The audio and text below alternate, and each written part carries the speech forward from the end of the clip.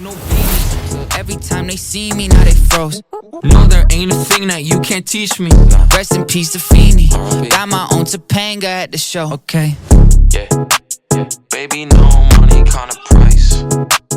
Baby, no money kind of price. I hope this boy drinks, I want some ice.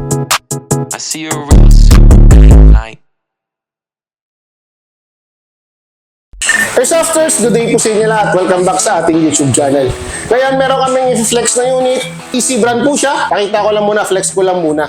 This is EC645, two-tone, black and platinum. Okay. Sa unit natin, before, we have posted bunsong kapatid nito.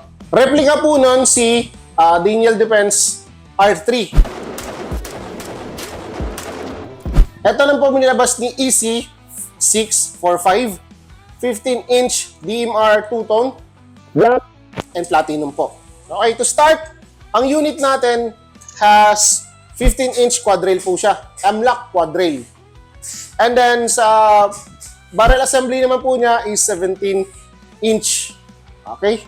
Full metal siya sa unit natin. Ang kagandahan nito sa Daniel Defense natin, meron na siyang butt stock by Daniel Defense na mismo. Okay?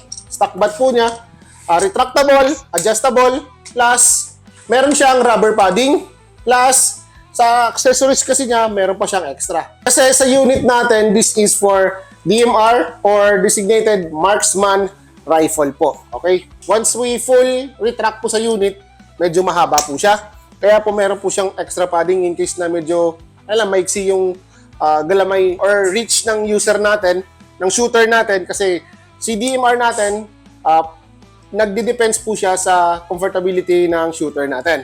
Okay, kaya po, meron siya medyo manipis, in case lang, sa mga shooter na medyo maiksi ang reach. Okay po. Sa front sight and rear sight is flip top po yan. And detachable. In case naman po, maglagay tayo ng accessories, for example, bushnail or red dots. Later on, makikita po ninyo yung mga install natin na accessories sa unit natin. Okay? Dito muna tayo sa row natin na unit. M-lock quad rail, good for M-lock accessories. Okay, later on, makikita nyo rin po yan. And i-discuss din po namin yung mga accessories na nilagay namin. Sa magazine po natin, this is 130 mag capacity. Okay? This is mid-cap. Pwede din po rito, EC, M4 magazine, metal, or polymer. Depende naman po yan sa user natin. Ang goods na sa unit natin, pwedeng ilagay pa si motorized magazine, double magazine. That is motorized, kaya dire-diretso na po yung rat-rat natin sa mga airsofters. In case na gusto nyong pwesto lang, tapos banat lang ng banat. Okay? Sa unit natin, kagandahan dito kasi meron po siya mga lasered na tatak. For example, dito, Daniel Defense. Sa left side naman, Daniel Defense, engraved po siya. Okay. Hindi po siya tulad ng ibang brands na parang white ink lang siya, nabubura siya. Dito sa unit natin, this is lasered po yan, or engraved. Okay po. Sa unit natin, same lang din naman po siya. Enlarge ang kanyang trigger guard para sa mga airsofters or mga users natin na using gloves po naman. Okay? Selector, hindi na po siya ambidextrous. One side lang po siya, semi, full auto, safety. Okay? Sa ating bolt catch, working po yan. Sample. Okay? Sasara po yan. Press lang yan. Okay? Sasara siya. Dito naman, ang ating hop-up assembly. This is rotary style. This is working. In case naman po may problema sa hop-up natin, sa labas ng bala, dun na po natin titimplahin sa ating hop-up. Charging handle. This is our charging handle. Okay. Sa ating pistol grip naman po. Pistol grip natin, this is Daniel Defense style. Kagandahan kay EC645, meron na po siyang sling adapter. Kasi sa unit natin, medyo mahaba nga po siya dahil 15-inch and DMR po ito. Meron siyang sling adapter. Later on, makikita nyo rin po kung anong sling ang nilagay namin. Para aesthetic lang din, na nakasampa lang po siya rito. Okay po. Sa unit natin, version 2 pa rin po tayo. Version 2, kaya upgradable naman po ito. Sa Vincent Sabi Shop po. Okay, sa Vincent Sabi Shop, this is upgradable po. Okay. Sa inclusion po na EC645, una na po rito si butt extender or butt pad po. Okay. Pangalawa, syempre, meron tayong brochure. Okay. Different kind of units na made by EC brand. Okay, dito po yan.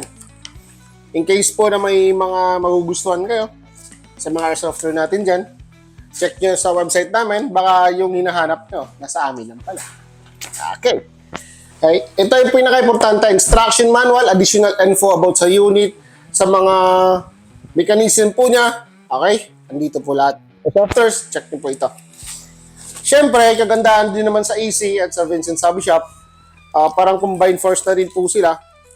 Sa Vincent Hobby Shop, includes battery. This is Lipoly Tactical Baby Tutsi 11.1 volts. Okay? This is our battery and tactical USB charger na po. Kaya best buy na po siya when it comes pagdating sa mga airsoft, EC brand, Double Bell brand, Perfection Tactical. Yun po yung mga best buy namin sa Vincent Hobby Shop kasi may kasama na siyang battery and charger. Ngayon po, meron kaming i-flex sa unit sa inyo. Sa series natin, nilagay. Goods na goods po rito, si 6-inch silencer. Okay, flashlight with laser. Para sa mga static. Ayan. Ayan po, flashlight. Tapos, laser na rin po. Okay. We put EUTech 552 sa red dots naman po natin. Okay. Kaya formado na siya. Plus, sa ating RVG forward grip. Okay? Static lang, depende. Kasi kung gusto nyo katratan, pwede siya. Kung gusto nyo naka-steady na lang, antayin ng kalaban, goods na rin po. Ito rin po ang ating MS2 na sling. Kaya goods na rin po. Ito po yung sinasabi ko kanina. Okay po.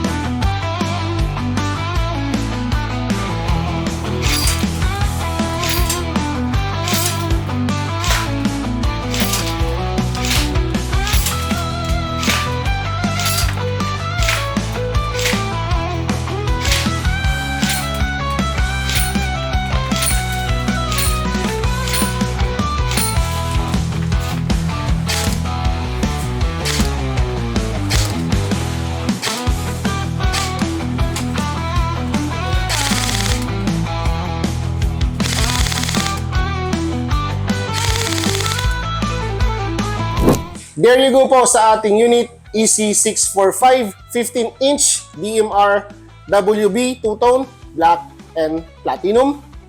For more inquiries, kindly check po sa aming website johnsairsoft.com and then sa aming Facebook and YouTube account Vincent Hobby Shop. Hanggang sa muli po, RC.